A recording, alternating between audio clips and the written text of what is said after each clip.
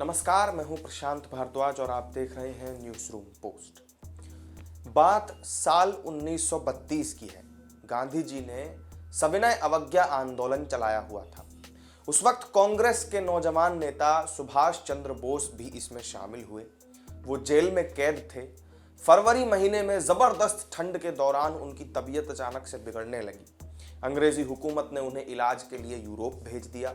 इलाज का खर्च बोस के परिवार को ही उठाने के लिए कहा गया। सुभाष चंद्र बोस ने ऑस्ट्रिया की राजधानी वियना को इलाज के लिए सबसे मुफीद माना। यहाँ पर बड़ी संख्या में भारतीय छात्र उस समय पढ़ते थे। बोस इलाज के दौरान इन छात्रों को आज़ादी की लड़ाई के लिए तैयार करना चाहते थे। साल 1934 में यूरोप के एक पब्लिशर ने उन्हें द इंडियन स्ट्रगल नाम से किताब लिखने के लिए कहा।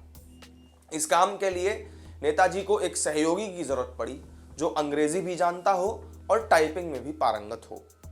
बोस के पास उनके दोस्त डॉक्टर माथुर के रेफरेंस से एक 23 साल की लड़की आई जिसका नाम था एमिली शेंकल।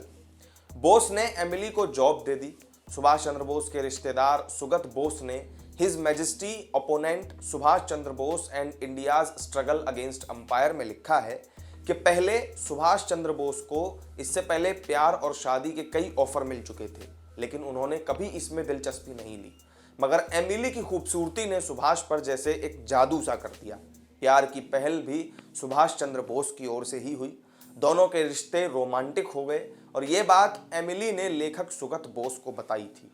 रुद्रांशु मुखर्जी ने अपनी किताब Nehru and boss parallel lives में लिखा है कि सुभाष और एमिली पहले से ही जानते थे कि उनका रिश्ता अलग और मुश्किल भरा रहने वाला है। एमिली बोस को मिस्टर बोस लिखा करती थी, जबकि नेताजी उन्हें मिस शेंकल या पर्ल शेंकल लिखते थे। 26 दिसंबर 1937 को एमिली का 27वां जन्मदिन था।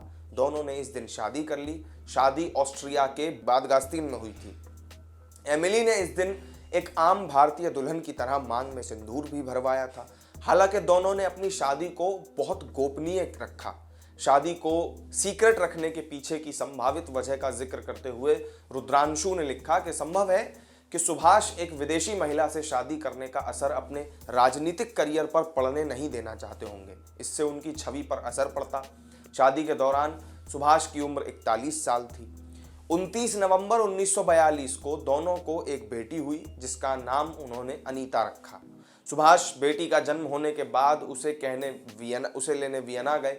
ये उनकी अपनी बेटी और पत्नी से आखिरी मुलाकात थी। इसके बाद 1945 में एक प्लेन क्रैश में सुभाष चंद्र बोस की संदेहास्पद मौत हो गई। हालांकि उस पर अभी भी संशय बरकरार है, लेकिन एमिली 1996 तक जिंदा रही और सुभाष से हुई शादी को गोपनीय रखने का वादा निभाती रही। बोस देश के लिए शहीद हुए, लेकिन एमिली ने भी प्रेम में शहादत देने में कोई कसर नहीं छोड़ी। न तो एमिली बोस के कीर्तिमानों पर गर्व से यह कह पाई होंगी कि देखो वो मेरा पति है, और न ही बोस के जाने पर वो दूसरों के सामने विलाप कर पाई होंगी। कहते हैं कि प्यार बलिदान मांगता है और एमिली ने इस शर्त को बखूबी पूरा किया। तो ये थी नेताजी सुभाष चंद्र बोस की सीक्रेट लव स्टोरी से जुड़ी पूरी जानकारी। इस वीडियो में मेरे साथ फिलहाल इतना ही। आपको वीडियो अगर अच्छी लगी हो तो लाइक शेयर कीजिएगा, साथ ही चैनल को सब्सक्राइब करना मत भूलिएगा। फिर मिलेंगे एक नई वीडियो में नई जानकारी के साथ। नमस्कार।